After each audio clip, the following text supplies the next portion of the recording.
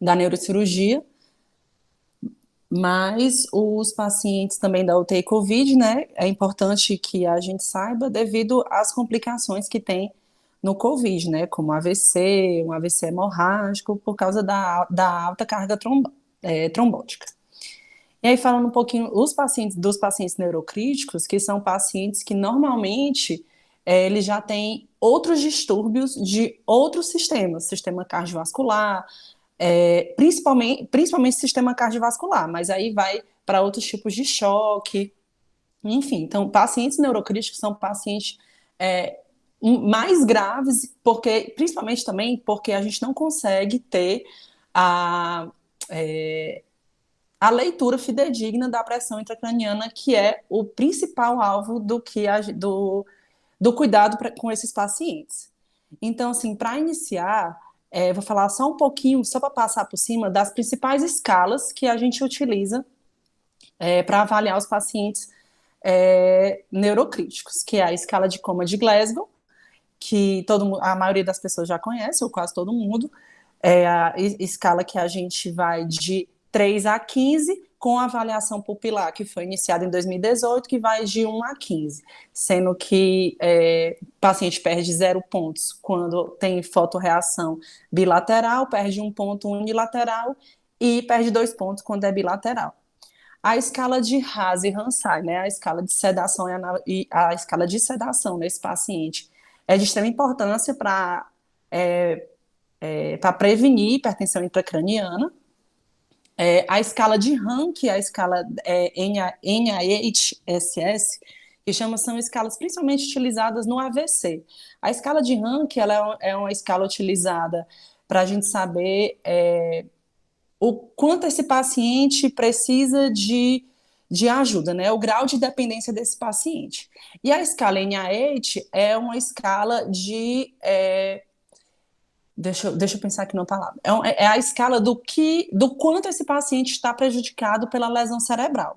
E isso vai indicar quanto maior o NIH, mais esse paciente teve comprometimento. Quanto menor, menor a lesão e mais chance de ele conseguir de um prognóstico melhor, né, na questão da lesão cerebral. E aí aqui eu trouxe a escala de coma de Glasgow, que a gente já conhece. Pontuações menores do que 8 são indicações de intubação orotraqueal em consenso, porém nem todo paciente com Glasgow menor do que 8 deve ser intubado. Então é importante que a gente tenha essa diferença e que a gente saiba avaliar esse paciente na escala de Glasgow. Uma coisa que eu fico muito, que acho que até a maioria dos enfermeiros, a gente tem muita dificuldade na questão de quando o paciente está tracostomizado, porém ele tem compreensão. Então, a literatura, ele fala que a gente deve colocar a resposta verbal não testada. Só que a gente, como por falta de utilização, então a gente prefere colocar né, na resposta verbal, porém especificar que é porque ele está entubado. E entender de que, por exemplo, se esse paciente for 8 porque ele perdeu 5 pontos na resposta verbal, então é importante você ter essa noção de que ele não está rebaixado, ele só perde ponto na resposta verbal. Além disso, a escala de coma de Glasgow, é importante a gente entender de que ela é a melhor resposta. Ela é a melhor resposta. Então, por exemplo, se o paciente, na hora que você foi lá, ele não acordou porque ele está sonolento, porém, em outro período ele foi lá e teve abertura ocular, então, assim, a gente tem que entender que aquele paciente, ele fica alternando naquele Glasgow, para a gente não acabar falando que o paciente está rebaixado, ou alguma coisa, quando na verdade ele não está rebaixado, ele está acordando, ou ele está ainda em processo de sair da sedação, ou em processo mesmo das progressões dos déficits dele. Isso a gente vê principalmente no AVC, quando o paciente é utilizado o alteplase. Aí aqui eu trouxe a escala de Ransay, essa aqui a maioria da gente já conhece, e eu trouxe aqui só a escala de Rank, que eu acredito que muita gente não conhece, que é a capacidade, que é a questão da independência desse paciente. Quanto menor a escala de Rank, mais independente esse paciente é. Qual é a importância da escala de Rankin? A escala de Rankin ela é muito importante para definir cuidados paliativos, para definir se o paciente vai ser trombolizado ou não, se vai ser feito craniectomia ou não, se vai ser feito trombectomia ou não. E, além disso, as cirurgias, as neurocirurgias também. Porque quanto mais dependente esse paciente for, como toda neurocirurgia, né, ela é de uma complexidade muito maior, então tudo vai depender de como esse paciente é em casa, para você conseguir decidir uma coisa que for melhor para o paciente e evitar procedimentos desnecessários.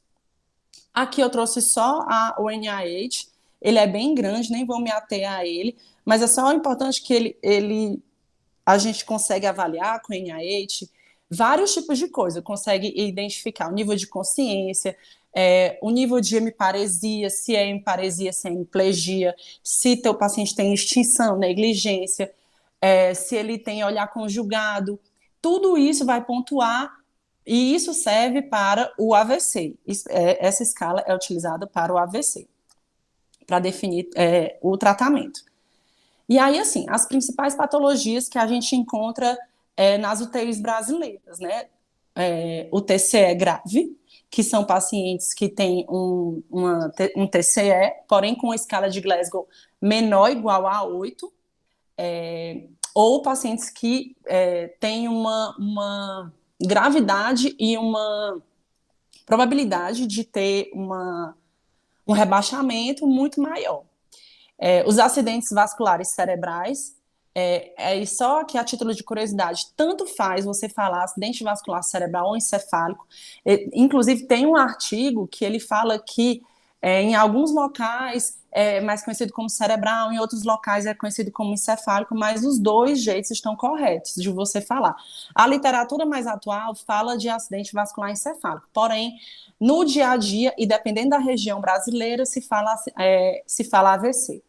Né? Então, ou AVC, então, o AVC ele pode ser hemorrágico ou isquêmico, e esses pacientes que ficam na UTI são pacientes que têm AVC hemorrágico isquêmico na fase aguda, ou seja, principalmente aqueles até 72 horas, que é um risco de hipertensão intracraniana, né, por causa do edema. Os traumas raquimedulares, os pacientes em estado epiléptico, a miastenia grave, que é uma doença autoimune que afeta as junções neuromusculares, impedindo que o neurônio, porque o neurônio ele que faz a sinapse, né, dos músculos. Então a miastenia grave, ela é uma doença que a gente encontra bastante nas UTIs, porque causa depressão respiratória, muitas vezes pode acometer até o músculo cardíaco, e na nossa UTI hoje o que a gente mais tem são pacientes no pós-operatório da neurocirurgia. Quais são as principais complicações do pós-operatório? São os pacientes que rebaixam, na maioria das vezes por hipertensão intracraniana, os vasoespasmos cerebrais, principalmente nos pacientes com TVC, né, que o vasoespasmo nada mais é do que uma vasoconstricção nas artérias, nos vasos cerebrais, a própria hipertensão intracraniana, convulsões, alterações súbitas motoras e de fala. Então é muito importante a gente avaliar o paciente assim que ele chega, porque o tempo que esse paciente, que você identificou que esse paciente teve essa alteração súbita motora e de fala, isso vai significar muito para a terapia que vai ser utilizada naquele paciente. Né? Além disso, também é muito importante a avaliação das pupilas. Outras complicações, né? Hemorragia subaracnoide, o hematoma intraparenquimatoso. As náuseas e vômitos já são mais caracterizadas pela hipertensão intracraniana, a hipotensão também causada pela hipertensão intracraniana, na maioria das vezes, e o choque neurogênico, que é mais comum nos pacientes com alguma cirurgia de coluna cervical, né, nos traumas raquimedulares, nos TCS, principalmente quando vai para a região do encéfalo. E aí, falando um pouquinho da hipertensão intracraniana. Primeiro, o que é a pressão intracraniana? A pressão intracraniana ele é o equilíbrio entre o sangue, o líquido e o tecido cerebral, né, e o parênquima cerebral. E assim, A pressão intracraniana, ela é extremamente sensível a qualquer alteração de um desses três itens. Ela é extremamente sensível. Então, o normal dela está entre 8 e 15. Porém, na maioria das literaturas, se fala de tratar a hipertensão acima de 20 e algumas ainda falam acima de 22. O que é que a hipertensão craniana faz? Ela diminui o fluxo de sangue no cérebro, que ela causa a hipóxia cerebral, ou seja, além da morte dos neurônios, e uma consequente, e isso causa uma isquemia cerebral. Normalmente elas são causadas por edema cerebral, que pode ser por líquido intracelular ou extracelular, como hemorragias, e aí vai os desequilíbrios, como hiponatremia, né, da questão intracelular, a hidrocefalia, a TVC, massas e tumores, a vasodilatação, né, vasodilatação periférica, ou seja, a hipertensão, e alguns medicamentos também causam hipertensão intracraniana. Outras causas de elevação de hipertensão intracraniana é a hipercapnia, e a hipocapnia, essas de forma. A hipocapnia bem mais sensível, mas a hipercapnia, ela é mais uma. Para ela causar uma hipertensão intracraniana, ela tem que ser uma hipercapnia bem maior. Então, acima de 60, 70, é o que a literatura mostra. A gente sabe que o normal é estar ali entre 35 a 45, porém, se aceita um PCO2 nesses pacientes 50, até 55. É, isso. A hipocapnia, a hipercapnia, ela causa vasodilatação e com isso aumenta o fluxo sanguíneo cerebral e, consequentemente, o aumento da pressão intracraniana. E a hipocapnia já é o contrário, causa vasoconstricção cerebral, que diminui o fluxo sanguíneo cerebral e aumentam a PIC.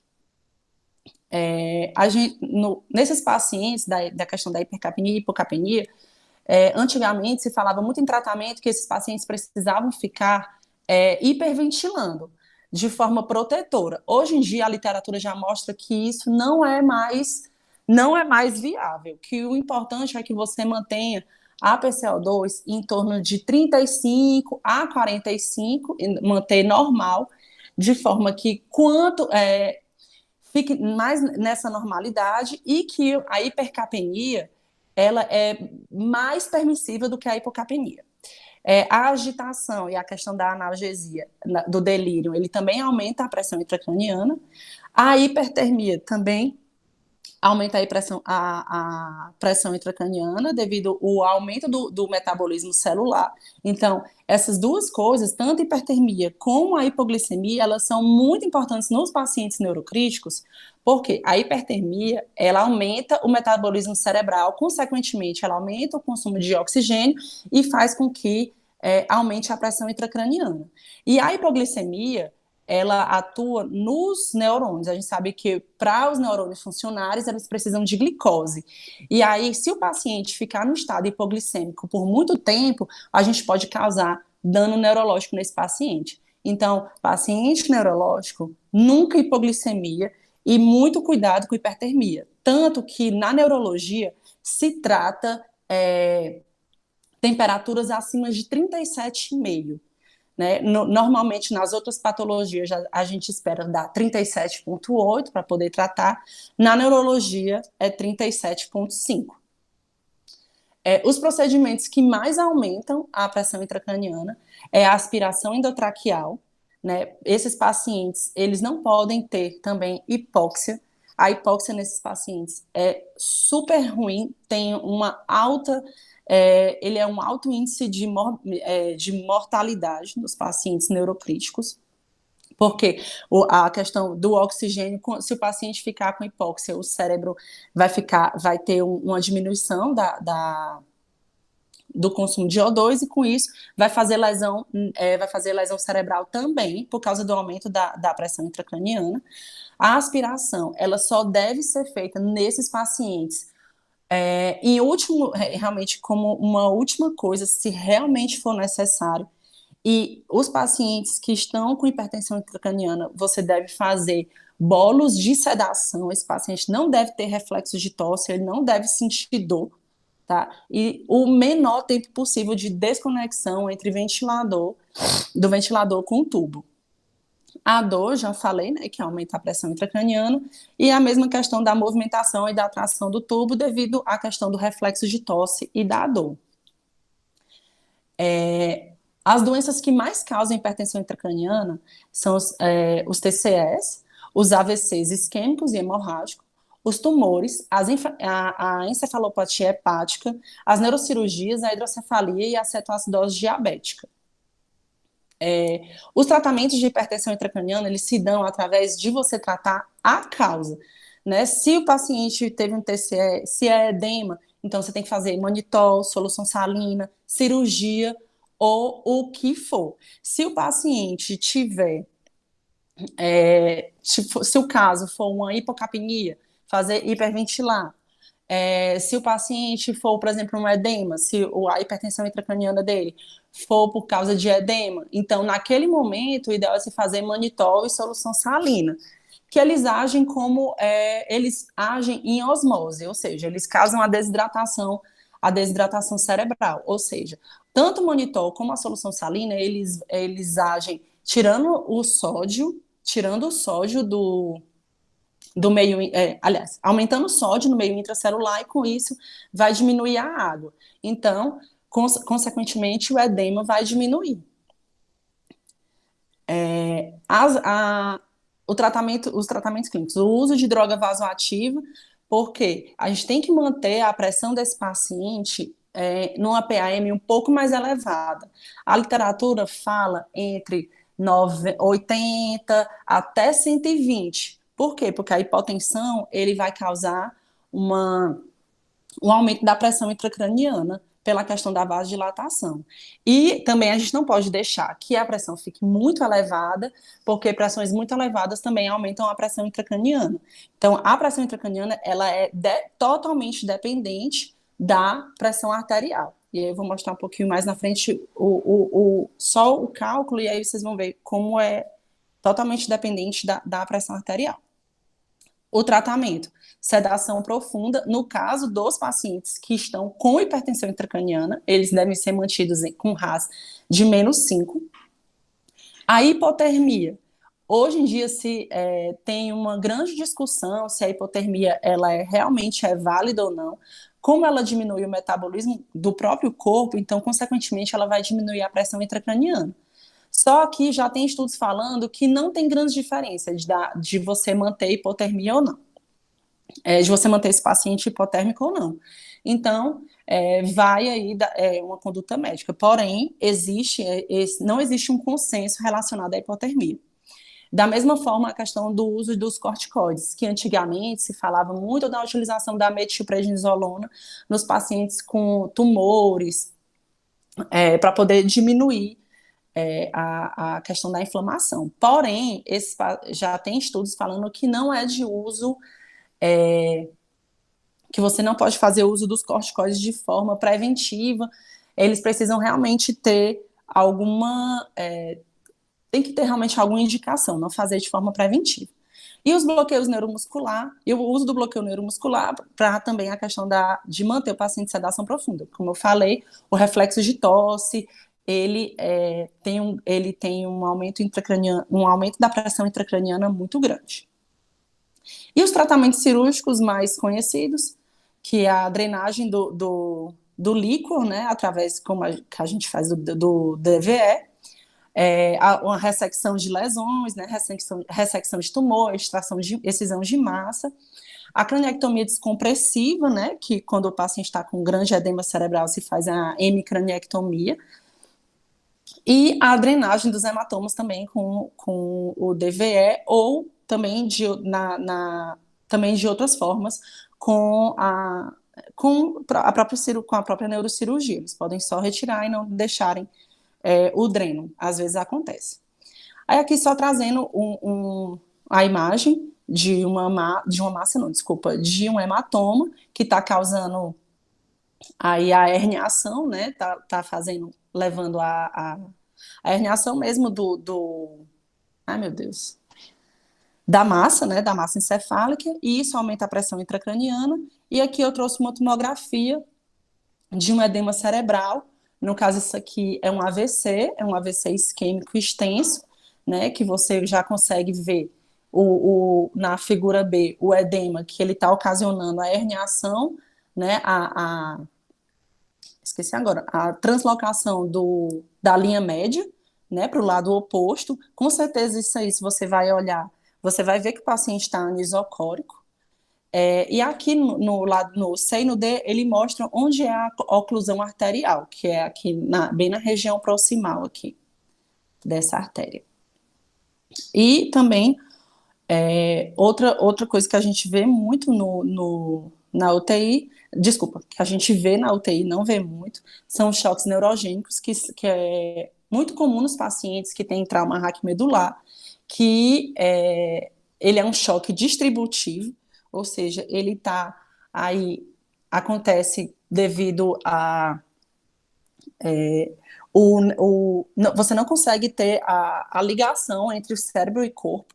E aí, com isso, o paciente ele vai ter uma má perfusão, vai ter uma vasodilatação periférica global, inclusive cerebral. E aí, as artérias cerebrais vão perder o tônus vascular. Esses pacientes, o que você vai identificar de sintomas é a questão da hipotensão e da bradicardia, justamente pela desregulação entre cérebro e corpo. Nesses pacientes, desse choque distributivo, o débito cardíaco, na maioria dos casos, ele é preservado. Ele só está mais alterado dependendo do estado do choque. Quanto mais tempo esse paciente ficar em estado de choque, mais ele vai ter outras repercussões, como a questão do débito cardíaco diminuído e da pele fria e pegajosa, porque no começo, nesse paciente, a pele está quente e seca. E ele é causado por anestesias, né, principalmente no centro cirúrgico, e na questão da compressão medular, consequentemente do trauma raquimedular. E aqui, só trazendo uma curiosidade para falar dos opioides no traumatismo raquimedular. Hoje, a literatura, ele coloca que não é tão interessante o uso de opioides no trauma raquimedular, porque os opioides, eles têm uma ligação, eles têm uma... Como é, meu Deus? Eu tenho até aqui. Eles têm um receptor na medula. E isso faz com que esses opioides eles sejam muito, eles têm um efeito muito grande nesses pacientes. E isso vai fazer com que o paciente tenha hipotensão e, consequentemente, um aumento da pressão intracraniana. Então, muito cuidado no uso dos opioides nos pacientes com trauma raquimedular agudos, porque isso pode causar, o uso do opioide, ele pode causar um aumento da pressão intracraniana. Aí aqui as principais formas da monitorização da pressão intracraniana.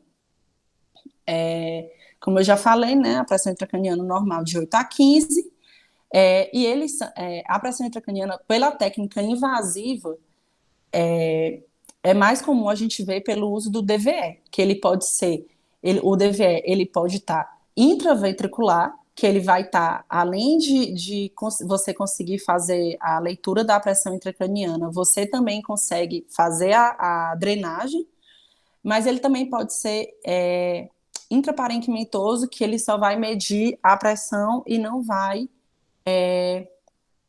ele não vai ter drenagem. As vantagens dele são os dados fidedignos, as desvantagens dele é o risco de infecção, né, que já fala que hoje os riscos de infecções nesses pacientes com DVE acima de 7%, de 7 a 20%, o risco de infecção nesses pacientes. E também a pressão intracraniana ele pode ser medida na punção lombar. Eu acredito que a maioria das pessoas, da gente que está aqui, a maioria já viu fazendo a punção lombar. Então, na técnica da punção lombar, se utiliza um equipo, pelo menos é para se utilizar. E nesse equipo, ele vai fazer a medição na régua. E aí é aí que ele vai fazer essa medição da PIC. Mas aí, nos pacientes que você está suspeitando de hipertensão intracraniana, a punção lombar é contraindicada, porque como você vai fazer uma descompressão na punção lombar, você pode causar uma herniação cerebral. E aqui eu trouxe, para quem nunca viu, uma fotinho aqui do DVE, rapidamente. E aí a gente pode ver que a bolsa do DVE, a bolsa coletora, o paciente com catéter.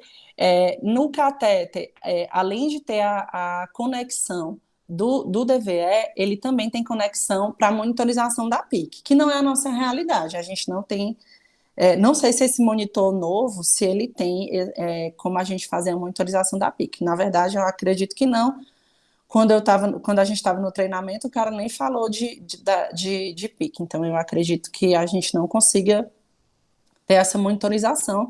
E aí a gente monitora a pique de outras formas, né? Através das técnicas não invasivas. Mas aí, assim, a questão dos cuidados com o DVE.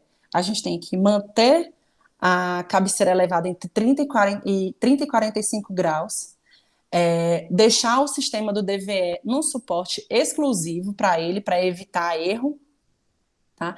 Não, a gente não pode nem aspirar, nem injetar nenhum tipo de solução no catéter, tá? Zerar, então, aí a questão aqui da verificar o sistema a cada 6 horas, zerar o catéter de DVE no conduto auditivo externo, evitando o tracionamento do mesmo. Então, vou voltar só aqui para a figura. Existem alguns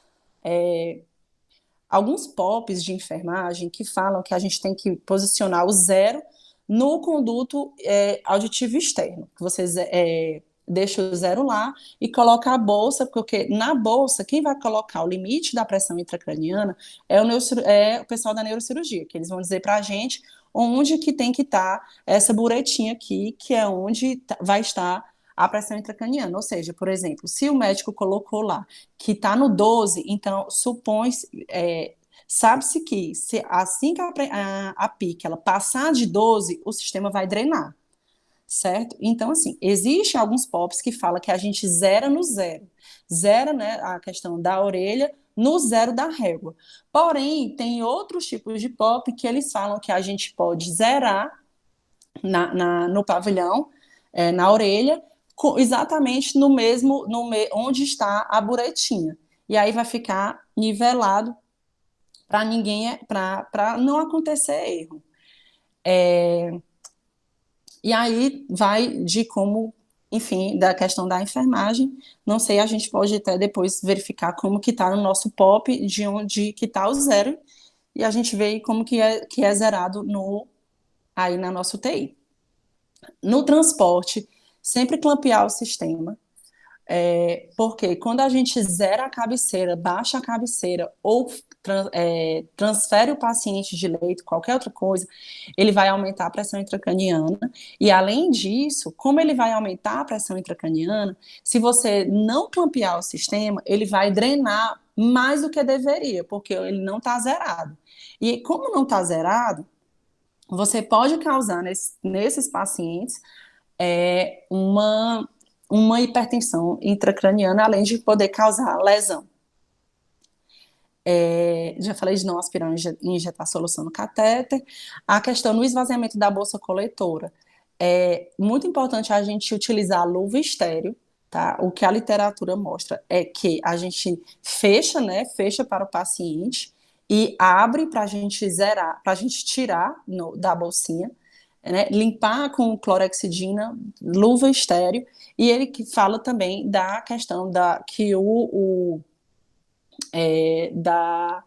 cuba rim também, que deve estar estéreo. Se você não tiver, se o nosso DVE, se a bolsa DVE não for aquela de abrir, se for a de aspirar, aí é a mesma coisa. Com o procedimento estéreo, e aí limpa e coloca a seringa lá para poder drenar de forma mais estéreo possível. Avaliar o aspecto e o volume do débito e registrar e realizar o curativo a cada 24 horas. E, assim, ter muito cuidado com o dreno, principalmente quando a gente vai dar banho, virar, mudar de decúbito, porque, assim, o dreno, não sei se se alguém aqui nunca teve contato, mas, assim, o dreno, ele não tem, não é igual o acesso central, ele não tem aquela borboletinha para você, para ele fixar. Então, a fixação dela é no próprio catéter. Então, para ele sair do canto, para sair do paciente, é no instante, principalmente quando ele está, quando a neurocirurgia não faz uma sutura muito bem feita. E aí a gente tem que ter muito cuidado, prestar muita atenção nesses pacientes e evitar ao máximo qualquer movimentações tipo muito rápidas. Então, toda movimentação com esse paciente, o ideal é que seja com com dois, três profissionais, a fim de evitar que esse sistema saia. Aí aqui eu trouxe outros parâmetros que também podem ser verificados, que no caso é a temperatura cerebral. A temperatura cerebral, eu nem vou me ater muito, mas também é uma sondinha que fica de forma intracraniana, e aí existe e a leitura também por fibra óptica, né, no próprio monitor, que a gente não tem. A pressão venosa central e saturação venosa de jugular, que é a questão da oximetria de bulbo da jugular. É um catéter que se insere na jugular do paciente, e aí é feita a saturação venosa da jugular é feita através da mesma forma que se faz a saturação venosa central, né, que coleta o sangue do acesso central. Aqui se coleta o sangue desse catéter que está na jugular do paciente. E aí tem esses valores aqui, que você deve manter entre 63% e 70% é o ideal, acima de 75% já indica edema cerebral, menor que 55% indica isquemia cerebral.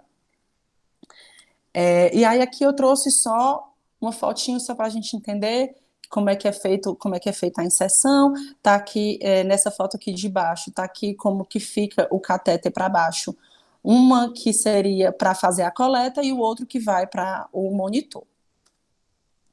As técnicas não invasivas de avaliação da pressão intracraniana, escala de coma de Glasgow, né? Qualquer alteração súbita de nível de consciência, a gente tem que, principalmente nesses pacientes neurológicos, a gente tem que pensar em hipertensão intracraniana. Alteração motora súbita, principalmente decorticação e descerebração, é muito comum. Como a Fernanda falou, eu tenho experiência eu tive, né, experiência na unidade de AVC lá em Fortaleza, então, assim, a gente via muito pacientes com decorticação, descerebração, e, assim, é muito importante que a gente tenha o conhecimento do que é decorticação, descerebração, como identificar, porque isso é uma indicação imensa de hipertensão intracraniana, além de um sinal muito, de um prognóstico muito ruim para o paciente. O Doppler transcraniano, ele é um ultrassom à beira-leito, que ele é utilizado para detecção e acompanhamento do vasoespasmo, principalmente nos pacientes com TVC, e também para ver o fluxo o fluxo o fluxo cerebral, né? O fluxo de sangue cerebral. Existe um cálculo que os médicos fazem para verificar o fluxo arterial do cérebro. E assim, ele é muito utilizado, principalmente nas UTIs neurológicas, ele é muito utilizado nos pacientes que fizeram craniectomia descompressiva, nos pacientes que fizeram trombectomia e alguns pacientes que têm lesões cerebrais graves, porque você consegue ver ali rapidamente sinais de hipertensão intracraniana. O EEG contínuo, que ele nada mais é do que o eletroencefalograma, mas ele fica ali ligado no paciente o tempo inteiro, e ele é utilizado principalmente para monitorizar a questão da isquemia. Você consegue detectar também a progressão de uma lesão focal, de uma lesão isquêmica, e também você consegue verificar os pacientes que estão em estado de mal epiléptico, além de você conseguir diagnosticar as convulsões, porque às vezes o paciente está em mal epiléptico, mas ele pode estar em estado convulsivo ou não convulsivo, aí vai depender do eletroencefalograma.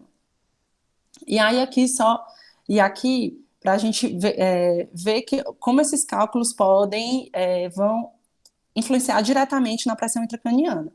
Então, o fluxo sanguíneo cerebral, para fazer a gente não utiliza muito, mas é importante a gente saber, porque o fluxo sanguíneo cerebral, ele é calculado, aliás, desculpa, a resistência, o fluxo sanguíneo cerebral, para a gente calcular ele, a gente precisa da resistência vascular cerebral, que é um cálculo que é utilizado quando se faz o Doppler, né, que é do fluxo sanguíneo.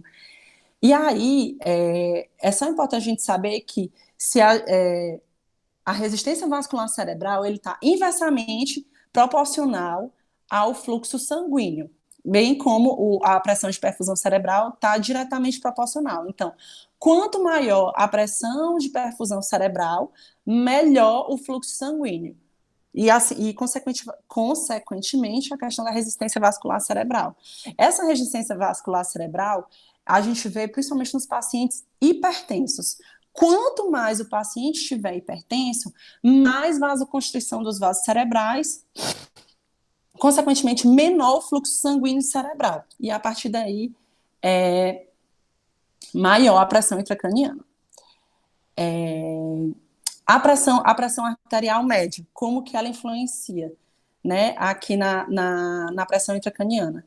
A pressão arterial média, ela é da mesma forma, quanto maior a PAM, maior a pressão de perfusão cerebral e, consequentemente, menor a PIC, certo? Então, assim, se a gente mantém, mas também é importante que não tão alta, PAMs acima de 150, acima de 150 já se trata, porque mesmo com uma pique mais baixa, a chance de você fazer hipertensão intracraniana é muito maior, porque você vai ter uma pressão de perfusão cerebral muito grande, e isso pode também causar lesões cerebrais. E aqui eu falei, né? O cálculo da pressão de perfusão cerebral é a PAM menos a PIC. O ideal é manter a pressão de perfusão cerebral acima de 70 para evitar a lesão cerebral, mas também evitar pressão de perfusão cerebral muito alta que se verifica com pressão arterial muito elevada. E aí as principais patologias que a gente encontra na UTI são os acidentes vasculares cerebrais. E aí eu trouxe também a importância de que pacientes vítimas de AVC não se deve baixar a pressão rapidamente. Antigamente a gente tinha muito essa questão de que paciente com AVC que está com a pressão 18/12, tem que tomar um captopril, tem que fazer alguma coisa. Não é assim. Primeiro esse paciente precisa fazer uma tomografia. Mas não tem tomografia disponível nesse local. Então, você vai prestar atenção em outras coisas. Por quê? Eu vou mostrar por quê, mas pacientes que não foram trombolizados e pacientes vítimas de AVCH, pacientes que não foram trombolizados, eles podem manter uma pressão até 220 por 140, se eu não me engano, eu botei no outro slide. E os pacientes com AVCH se toleram uma pressão até de 180 por 140. A partir disso é que você vai tratar essa hipertensão, mas mantendo uma pressão um pouco mais elevada. Você só vai tratar essa pressão se o paciente tiver uma indicação, como, por exemplo, o paciente tem insuficiência cardíaca, então o risco de ele fazer edema agudo é muito alto, e aí você tem que contrabalancear se você vai fazer um edema agudo ou se você vai fazer uma lesão cerebral. Eu já passei muito por isso quando eu trabalhava na unidade de AVC. Então, assim, a gente viu os pacientes muito hipertensos, então paciente com fração de ejeção de 30%, com a pressão 15, 16, então eles fazem muito edema agudo, e a neurologia, ela insiste em tentar, ao máximo, não tratar essa pressão por causa da lesão cerebral. Elevações pressóricas por meios terapêuticos ou espontâneos aumentam o risco de transformação hemorrágica dentro do AVC isquêmico, porque eles podem agravar o desenvolvimento do edema cerebral. É aquilo que eu falei, né? Aumento da PAM vai aumentar demais a pressão de perfusão cerebral. Se o paciente já tiver com edema, que é muito comum nos AVCs, inclusive nos pequenos, você vai aumentar esse edema.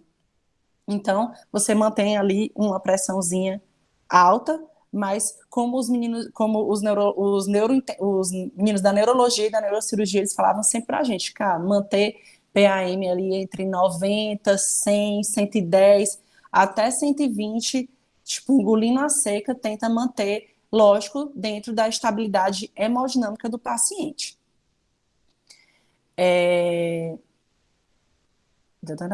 Aí aqui, edemas causados por AVC tendem a ser progressivos nas primeiras 72 horas, principalmente no AVC de tronco, tá? Então, esses pacientes, normalmente, de AVC, eles fazem tomografia normalmente nas primeiras 24 horas e acompanha, e dependendo do edema, dependendo do tamanho do AVC, eles fazem também com 72 horas para ver se o AVC aumentou, ou se o AVC, na verdade, não, se o edema aumentou ou diminuiu, e se a lesão também aumentou ou diminuiu.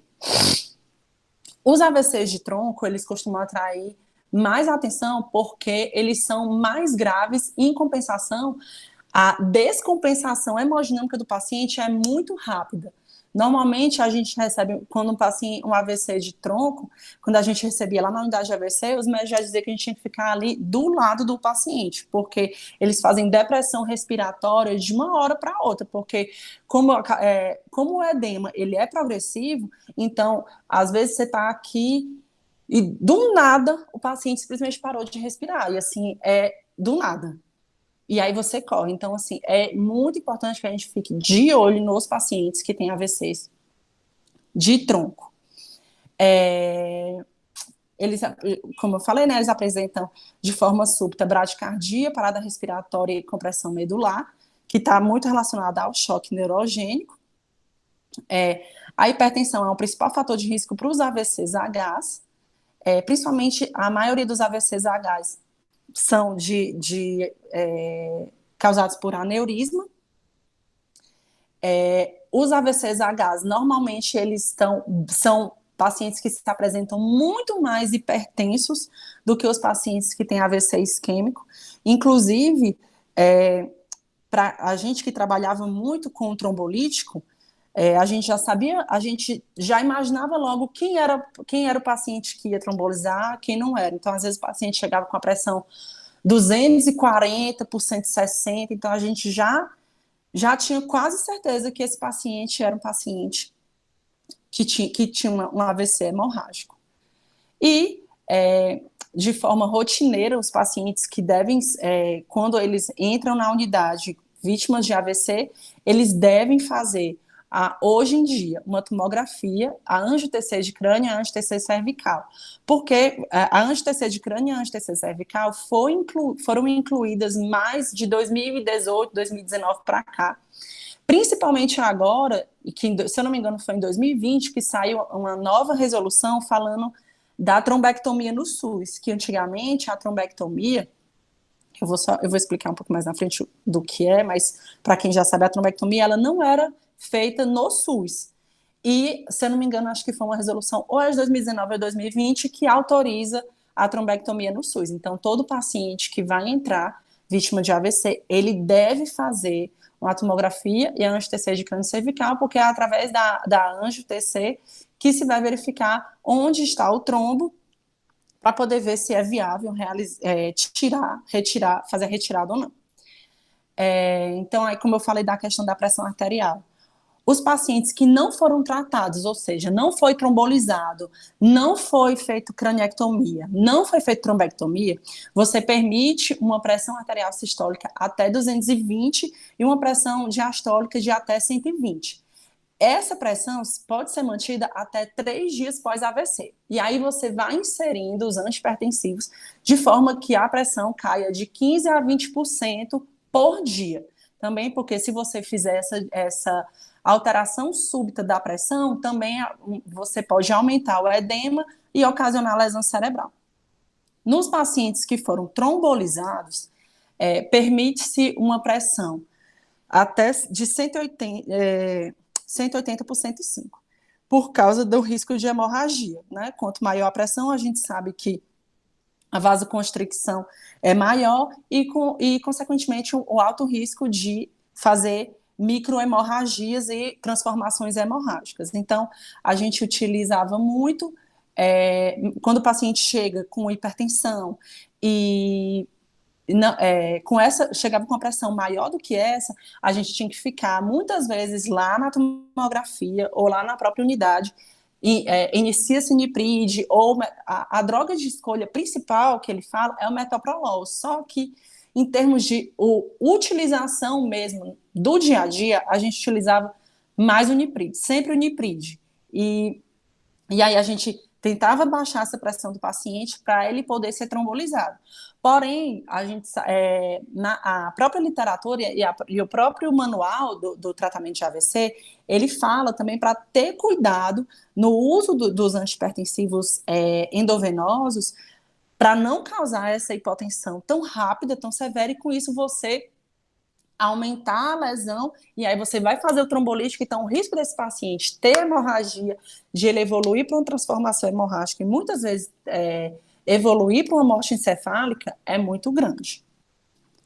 E aí aqui os tratamentos do AVC isquêmico. Hoje existem 3 tipos de tratamento, que é o trombolítico, ou a trombectomia e a craniectomia. E vou falar aqui bem rapidinho, tá? Não vou ler tudo isso. O trombolítico nada mais é do que o alteplase, o Actilise, que ele é um ativador do plasminogênio, e aí ele vai fazer a cascata vai diminuir a cascata de coagulação. Então, o paciente vai ficar ali, como a gente diz, com sangue como é? Bem liso. Enfim, em termos mais chulos. E o tenecteplase, que ele é muito utilizado, que é o metalise, o tenecteplase, que ele é utilizado para infarto, principalmente o povo do SAMU que utiliza, ele também pode ser utilizado no AVC, porém, tem a preferência pelo alteplase, mas esses pacientes com o tenecteplase podem utilizar e podem ter benefícios para aqueles que vão para trombectomia. Hoje se fala da janela terapêutica de até 4 horas e meia. Antigamente era até 3 horas e tinha uma questão da janela estendida até 4 horas e meia, da última vez visto sem sintomas. E isso aqui é muito importante de entender. Mas é a última vez que ele foi visto bem. E a gente batia muito nessa tecla lá na unidade. Chegava na emergência, paciente, e aí, porque eu encontrei ele já assim. Então, quando os pacientes eles são encontrados, eles já acordam, então eles já saem dessa janela. E aí você precisa fazer uma ressonância, e na ressonância, que aí eles vão ver se tem ou não um sinal, que eu esqueci agora o nome, para ver se esse paciente vai ser beneficiado ou não com o trombolítico. Então, a gente ligava muitas vezes para os acompanhantes para dizer quem foi que viu a última vez bem. A pessoa acordou, tomou café, estava bem? Estava. Mas mora sozinho. E aí, assim, é muito sério essa questão da questão do horário, porque eu já vi familiares mentindo, que foram muitas vezes a equipe do transporte, o SAMU, no caso, lá em Fortaleza, eles orientavam muito os pacientes, os acompanhantes a mentirem os horários, para dizer, porque como lá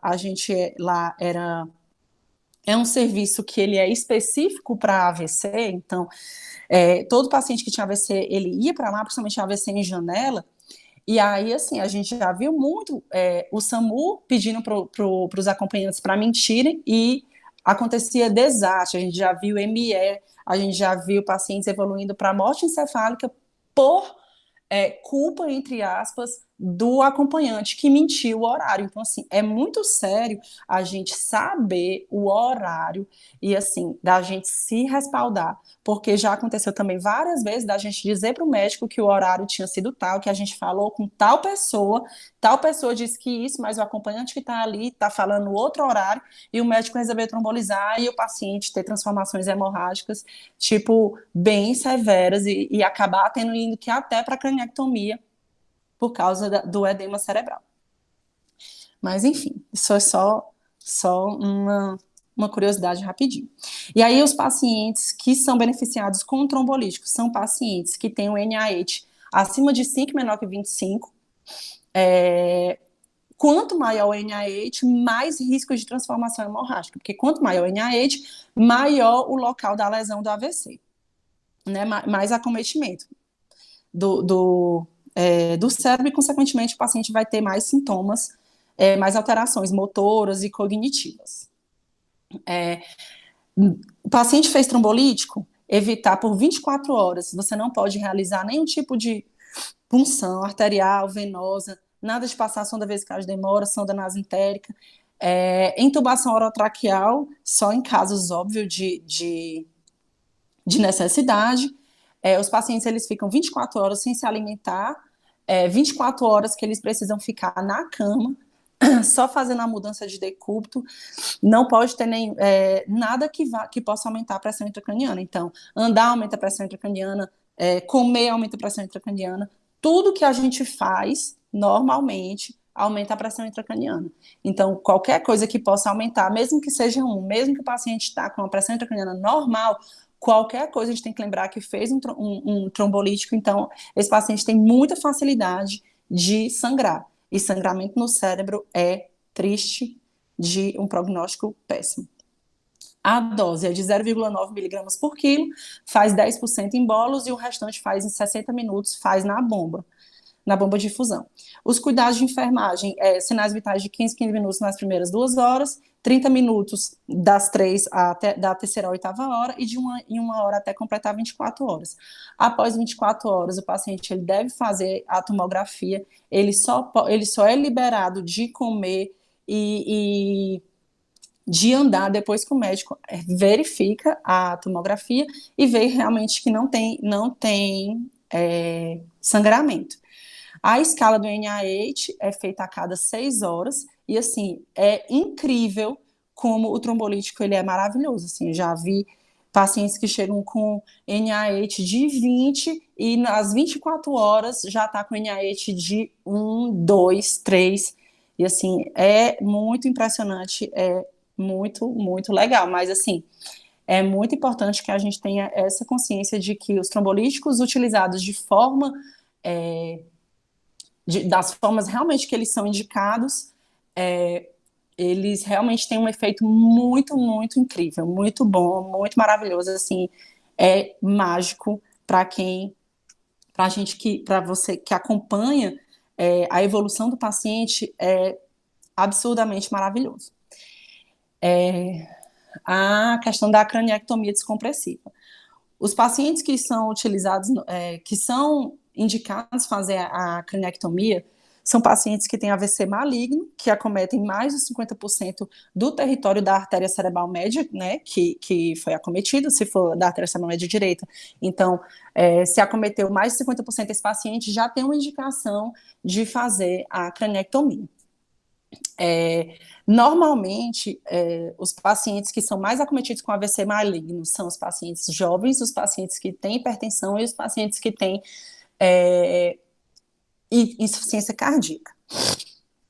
Sempre suspeitar de um AVC grande quando o paciente está muito rebaixado e quando o paciente tem uma pontuação muito alta do NIH, principalmente pacientes que apresentam um NIH maior do que 20. Isso já, assim, você já deve suspeitar que ele tem um AVC grande. Além disso, esses pacientes, eles apresentam realmente vômitos em jato, mesmo eles rebaixados, você vê, bem mesmo daquele filme lá do exorcismo, que são vômitos bem em jato mesmo, principalmente nos pacientes, nesses pacientes que a hipertensão intracraniana é muito, muito elevada. Os critérios de inclusão desse paciente são pacientes de idade de 18 a 60 anos, que têm uma pontuação de NIH acima de 15, o nível de consciência reduzida, a questão dos 50% do território da artéria cerebral média, e pacientes que têm uma escala de Rank menor do que 3, que era aquela escala que eu falei da questão da dependência do paciente. Nos pacientes que são feitos craniectomia a fim de diminuir edema cerebral, esse paciente ele tem que manter RAS -5 nas primeiras 24, 48 horas, de preferência até 72 horas após. Porque se esse paciente for feito um trombolítico, depois foi feita a craniectomia, Ou não, às vezes esse paciente, tem pacientes que ele pode fazer os três procedimentos, ele pode fazer trombólise, pode fazer trombectomia e pode fazer a craniectomia como um terceiro. Então, não é um ou outro. Os pacientes de AVC, eles podem ser beneficiados por mais de um tratamento. E a questão do RAD-5 é pelo edema cerebral. Como eu já tinha falado, o edema ele é progressivo nas primeiras 72 horas. Então, a gente observa e deixa os pacientes sedados. Então, a sedação que a gente utilizava era tipo Dormonide, Propofol, e muitas vezes tinha que entrar também bloqueador neuromuscular, além do fentanil, né? Claro, de analgesia. Mas a gente tinha que manter, fazer bolos na sedação, fazer bolos para descer esse paciente para fazer tomografia, porque eles fazem tomografia com 24 horas, com 48 horas, com 72 horas. Então, assim, são pacientes bem graves e que precisam de um cuidado de enfermagem muito intenso. A trombectomia, que é o tratamento mais novo, ele nada mais é do que a retirada mecânica do coágulo por um cateter inserido na femoral ou na radial, que vai até o vaso cerebral e retira aquele trombo. Normalmente, esses pacientes da trombectomia, eles também fazem trombólise.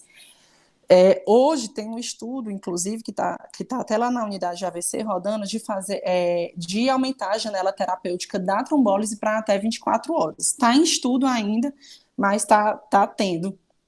E a trombectomia, ele é um tratamento muito bom, porque eles pegam pacientes que têm de até 24 horas desde o último momento que foi visto assintomático.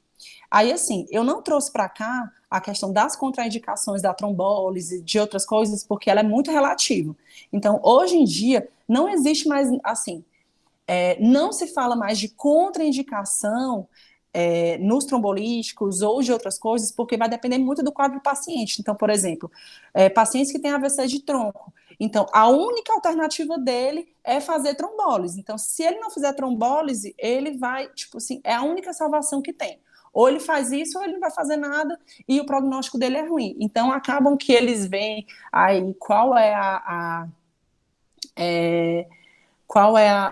o benefício, o malefício, né? Ver aí essa questão de colocar na balança e aí acaba fazendo.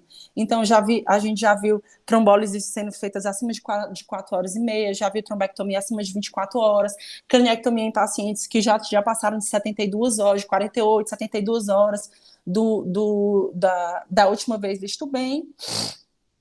Já vi, por exemplo, a gente já viu trombólise de paciente que hoje, se a gente vai olhar lá o manual de rotina de AVC, diz que você não pode trombolizar um paciente que foi trombolizado, se eu não me engano, acho que até 3 meses, e a gente vê muitas vezes pacientes que foram trombolizados na mesma internação. Então, assim, vai muito de condutas médicas e não cabe muito vir aqui discutir.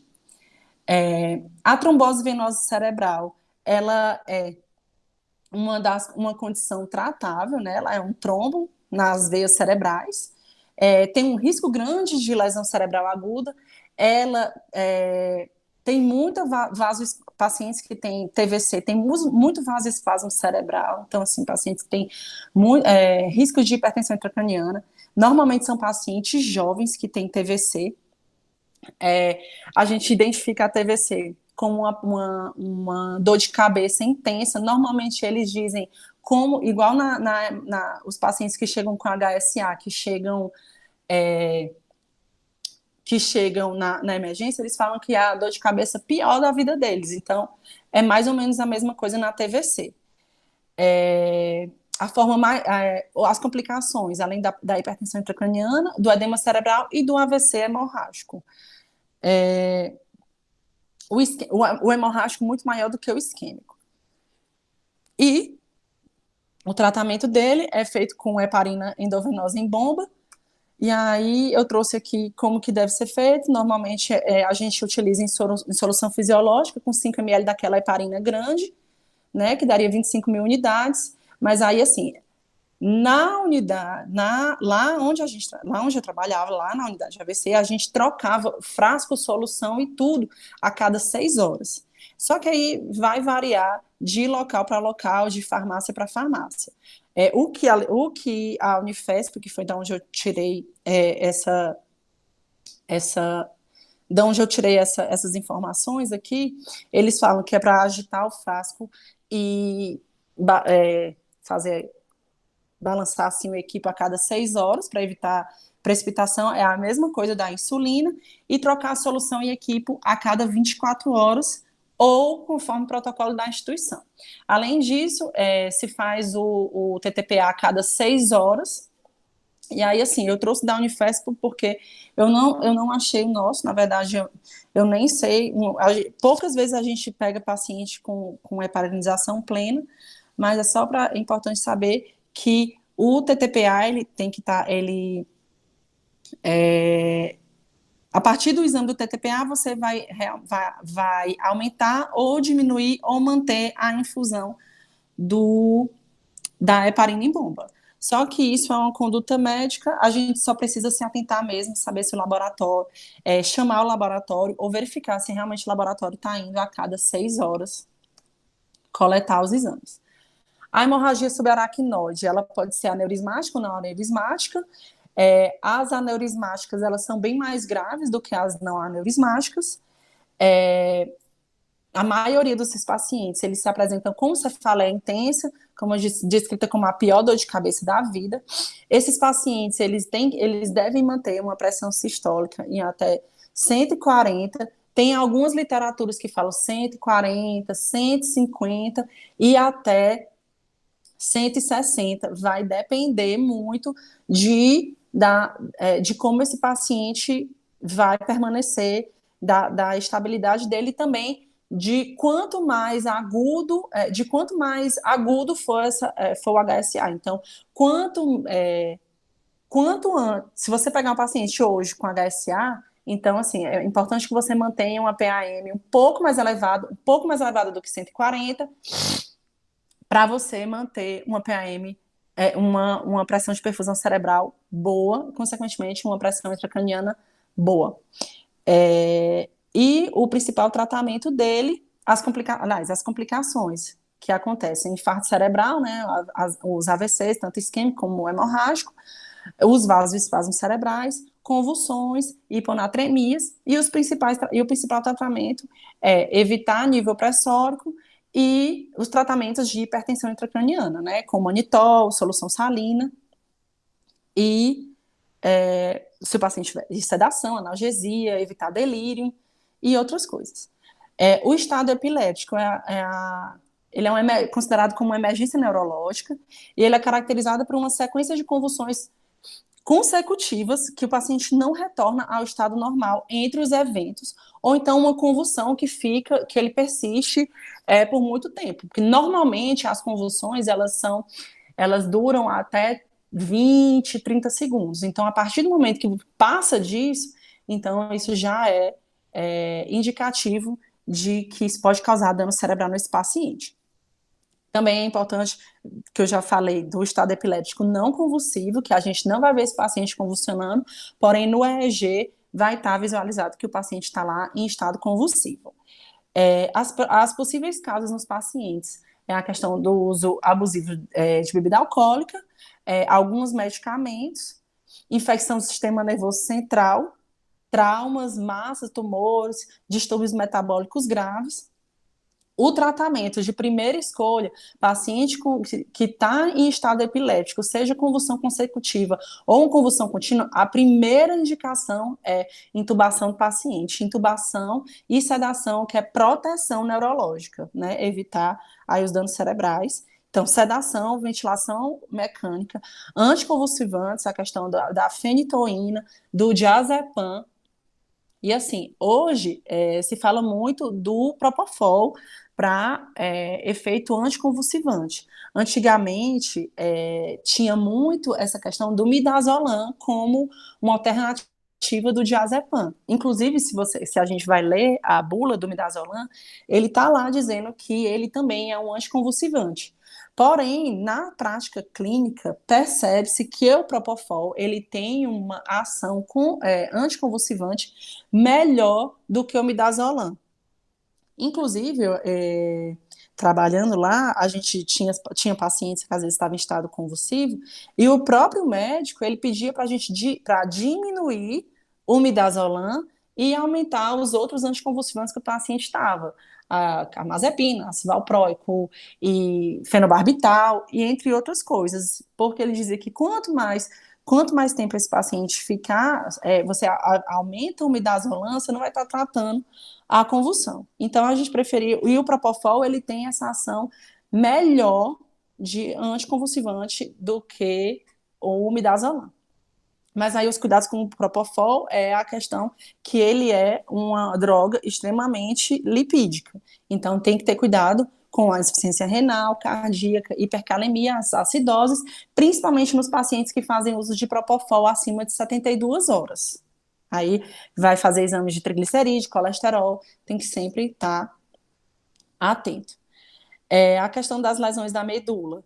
Elas podem ser traumáticas e não traumáticas. As não traumáticas estão mais associadas às doenças, né, de medula. Porém, a maior parte que a gente vê nas UTIs são os traumas raquimedulares traumáticos, que são aqueles por acidentes e por quedas. As lesões não traumáticas estão mais associadas à doença, normalmente abscesso, tumor, a desmenilização, e as não traumáticas e as traumáticas, elas normalmente precisam de cirurgia. Normalmente, as lesões acima do nível torácico médio, eles podem resultar em choque neurogênico devido à proximidade dele com o tronco, e a imobilização no leito é fundamental para o melhor prognóstico e evolução da lesão. E aí aqui uma coisa para a gente ter muita consciência, que eu até tive isso com um paciente que estava aí na nossa UTI, que ele chegou e não deu, e a coluna dele está solta. E a pessoa da neurocirurgia fala muito de manter cabeceira a 0 graus. Então, assim, a literatura ele já mostra que os pacientes eles devem ficar na posição de 30 a 45 graus, mesmo os pacientes com lesão com trauma raquimedular. O que eles falam de manter cabeceira estável, ou 0 graus, ou tentar não aumentar muito, são os pacientes que têm traumas, porém a coluna dele está instável. Ou seja, ele não está com nenhum tipo nem colar cervical, nem nenhum tipo de controle cervical.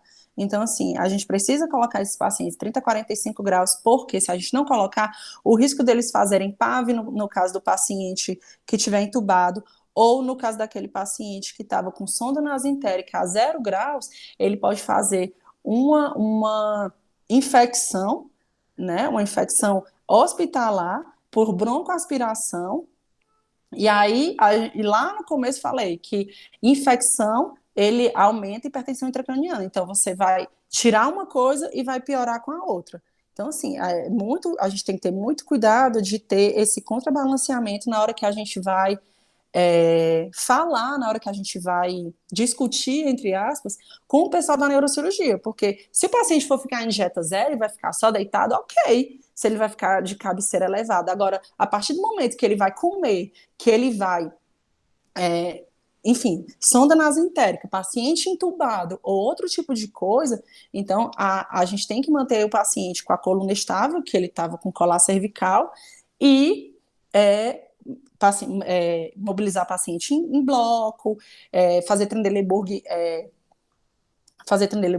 inverso, mas assim, a gente tem que ter muito cuidado com o que a gente pode causar uma coisa muito pior no paciente, que aí ele sai com uma infecção hospitalar, uma broncoaspiração, um KPC, um não sei o quê, e aí acaba piorando, faz uma hipertermia e faz hipertensão intracraniana.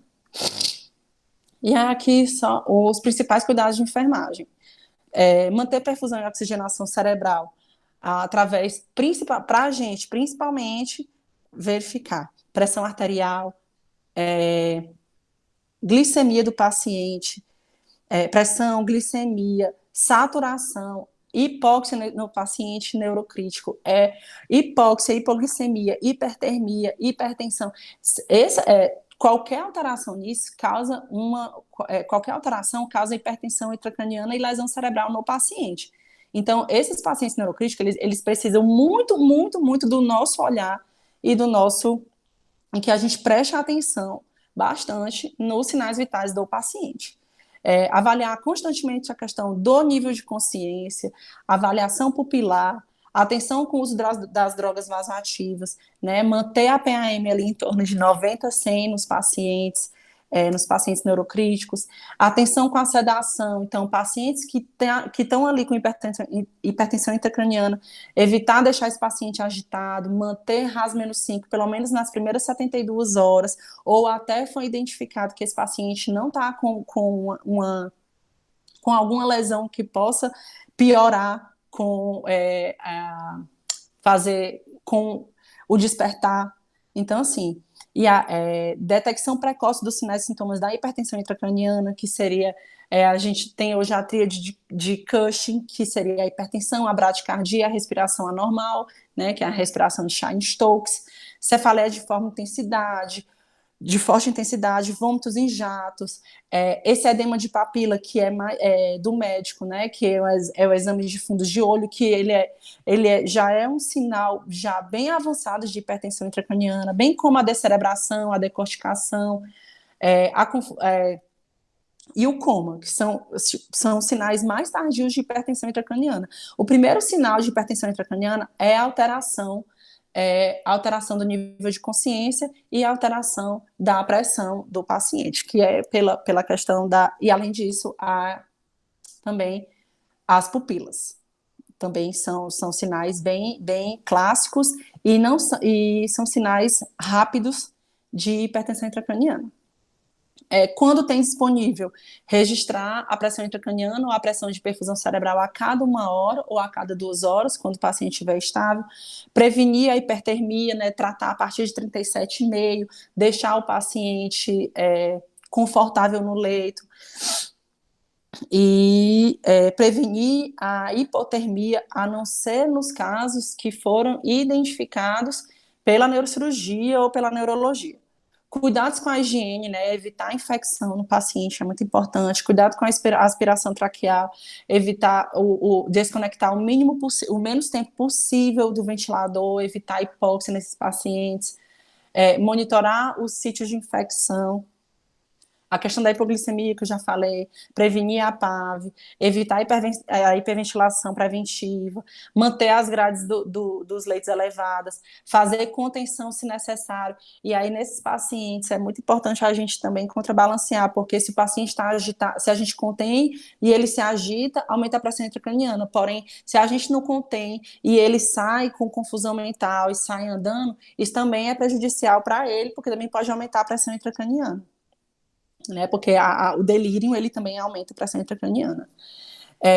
Observar as contraturas musculares, os espasmos, as convulsões, prevenção da lesão por pressão, é muito importante.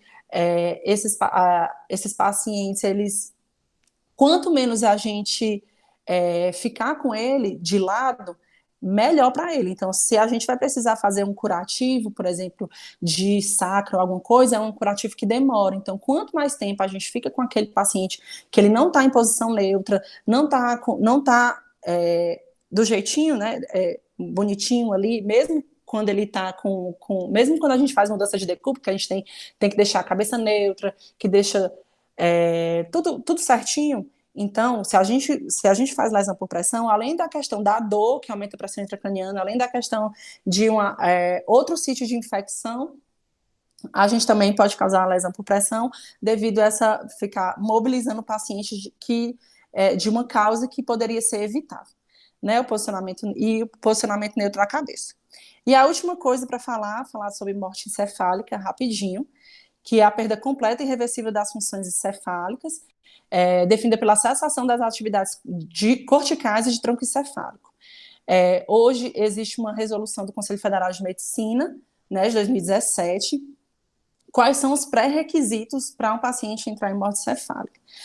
Primeiro, ele precisa ter uma lesão conhecida, ele precisa ter um exame de imagem, tá certo? E essa lesão, ele precisa ser incompatível com a vida, falando de termos bem assim mesmo. Ele é incompatível com a vida. Então, são edemas, normalmente não sei se... eu trouxe aqui aquela figura lá no começo, mostrando o edema daquele paciente bem grande. Então, aquilo ali, se não diminuir aquele edema, aquilo ali, ele é incompatível com a vida, porque ele vai aumentando e aí vai herniando e, consequentemente, vai pegar o tronco e acabar levando o paciente à morte encefálica. É, Além disso, o paciente ele precisa ter ausência de fatores que podem ser tratáveis, então precisa ver se o paciente está em acidose, se ele está com algum distúrbio hidroeletrolítico, hipocalemia, hiponatremia, hipernatremia, hipercalemia, enfim.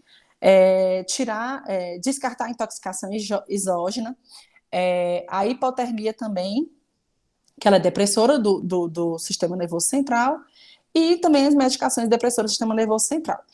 Não pode ter nada disso, você tem que ter certeza de que aquele paciente ele está estável, sem nenhum distúrbio. Ele precisa ter 6 horas no mínimo de internação no hospital, ou no caso de encefalopatia hipóxica isquêmica, ele é necessário de 24 horas. Os sinais vitais que são pré-requisitos para abrir o protocolo é temperatura acima de 35 graus, saturação acima de 94 e uma pressão sistólica acima de 100 ou uma PAM acima de 65. Aí aqui eu trouxe só, porque na questão da pressão, ele muda um pouquinho dos adultos para as crianças, e aí eu trouxe só a título de ver mesmo. E como é que é feito os exames, né? O protocolo, depois que você verifica tudo aquilo, além disso, o paciente também tem que estar sem sedação.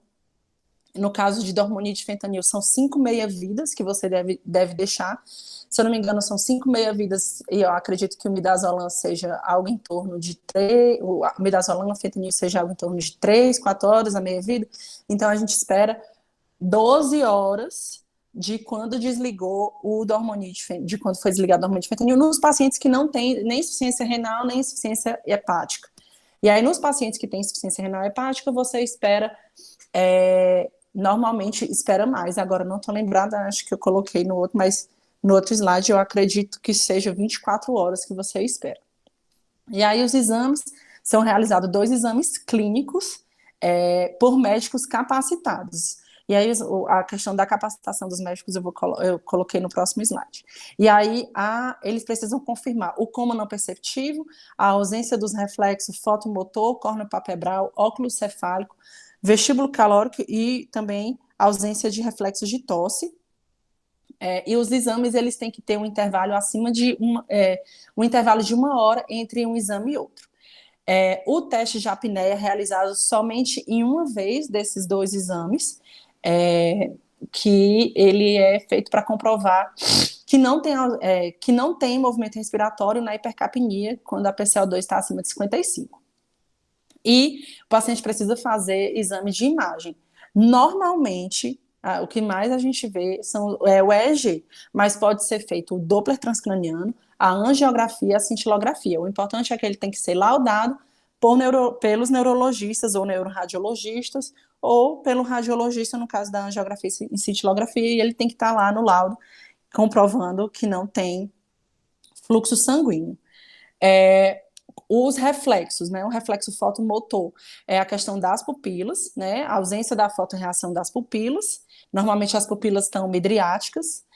O reflexo córneo-palpebral a gente coloca um algodãozinho com soro fisiológico, água destilada, você coloca aqui no cantinho lateral ou aqui, e aí você vai ver se o paciente vai piscar ou não. Se ele não piscar, ele não tem reflexo córneo-palpebral.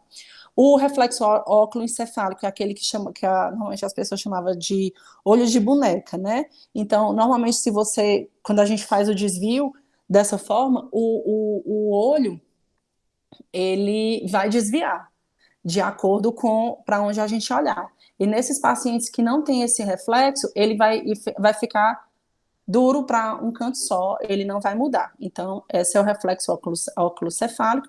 O reflexo vestíbulo calórico quando o médico ele injeta no conduto auditivo, ele injeta água fria, soro fisiológico frio, e aí ele vai olhar, além de realizar a otoscopia, que ele vai ver se se está ok o tímpano, se não está perfurado, ou se vai ter alguma outra coisa que possa alterar esse reflexo. Se não, se o paciente não tiver um desvio do olhar normalmente para onde está sendo feito, é porque não tem reflexo. E o reflexo de tosse, normalmente a gente coloca uma cânula de aspiração e normalmente o paciente, mesmo os pacientes com bloqueio neuromusculares, eles têm reflexo de tosse, por mínimo que seja, eles vão ter. E aí, quando esse paciente não tem, você já coloca ali a ausência do reflexo de tosse. O teste de apneia, como é? O teste de apneia, você coloca o ventilador em 100%, 10 minutos, para você manter uma PO2 igual ou maior do que 200, e uma PCO2 entre 35 e 45. Você vai instalar o oxímetro e é ideal que o paciente que vai fazer, que vai entrar em protocolo, que ele tenha uma PAI, porque às vezes o paciente tem instabilidade na hora do teste de apneia e você não consegue coletar a gasometria naquele momento. E aí você pode perder esse teste de apneia porque você não conseguiu coletar. Então, o ideal é que ele tenha um cateterismo arterial, né, que ele tem uma PA instalada. Se não tiver, aí vai na coleta de gasometria mesmo normal. E aí você desconecta o ventilador mecânico, e aí normalmente a gente colocava lá um catetezinho de O2 no paciente, mas aí aqui no protocolo ele coloca que você pode, a gente não sei se lá na UTI tem um catetezinho pequeno, e aí você coloca dentro do tubo, você introduz ele até a carina, e você coloca um fluxo de uns 6 litros, ou então você coloca o paciente em tubo T, ou você coloca ele no CPAP. E aí você retira o ventilador e fica ali prestando atenção se o paciente vai ter movimento respiratório pelo período aí de 8 a 10 minutos. Se o paciente não tiver nenhum movimento respiratório, o teste de apneia foi positivo, com a gasometria que tem que estar com a hipercapnia, né, com o PCO2 acima de 55. E importante a gente saber que mesmo que o paciente, antigamente, na outra resolução, eles não colocavam da instabilidade, porque muitas vezes os pacientes, eles não têm estabilidade para você fazer o teste de apneia. Então, às vezes, com 2 minutos, ele desaturava e a gente tinha que colocar de volta no ventilador. Porém, já nessa resolução, ele já coloca que, mesmo que o paciente não tenha aguentado os 8 a 10 minutos, mesmo que o paciente tenha aguentado 2 minutos, mas nesses 2 minutos não foi visto movimento respiratório e a gasometria deu com uma PCO2 acima de 55, você já considera como teste positivo. Os médicos que são capacitados, eles devem ter 1 ano de experiência no atendimento desses pacientes em coma, então, normalmente 1 ano de experiência em urgência e emergência, em terapia intensiva, nessas especialidades, cardiologia, enfim, e que tenham acompanhado pelo menos 10 protocolos de morte encefálica ou que tenham curso de capacitação, porque a partir de 2017 foi inserido o curso de capacitação de morte encefálica para os médicos que quiseram fazer. E aí ele precisa ter ou 10 protocolos abertos, ou ele tem que ter o curso de capacitação. Além disso, um desses médicos ele deve ser especializado em medicina intensiva ou medicina intensiva pediátrica, neurologia, neurocirurgia, neurologia pediátrica ou medicina de emergência. E aí ele coloca também que na impossibilidade de ter um desses especialistas, o procedimento deve ser concluído por outro médico especificamente capacitado. Porém, mesmo se esse médico não for especialista, ele tem que ter ou curso de capacitação ou pelo menos essas 10 mortes cefálicas. A declaração de óbito ela vai ser preenchida com a data e a hora que corresponde ao momento da conclusão do último procedimento para a determinação da ME. Ou seja, normalmente o último exame que é feito é o EEG, então a data do óbito vai ser feito com o laudo do EEG. E aqui falando só um pouquinho da morte encefálica, né, que lá nessa resolução eles falam que a partir do momento que o médico fez a declaração de óbito, foi diagnosticada a ME, ele tem o dever, não, ele não fala de dever, eu não lembro agora qual é a palavra, mas assim, ele tem coisa ética e legal de desligar todos, de desligar ventilador, desligar, enfim, desligar drogas, desligar ventilador, se o paciente não for doador de órgãos.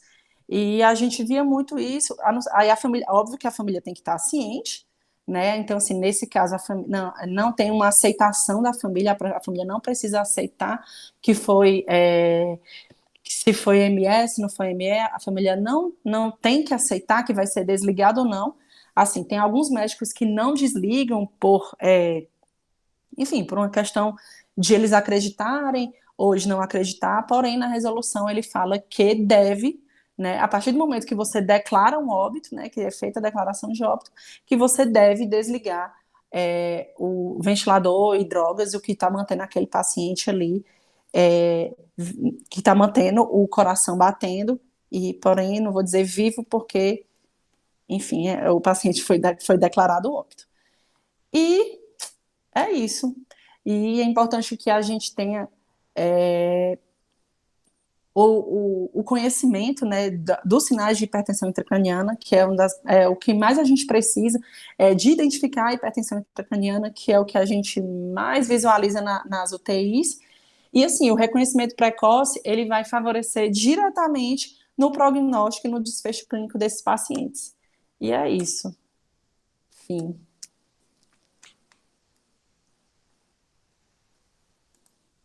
Prontinho. Acabou. Podem falar.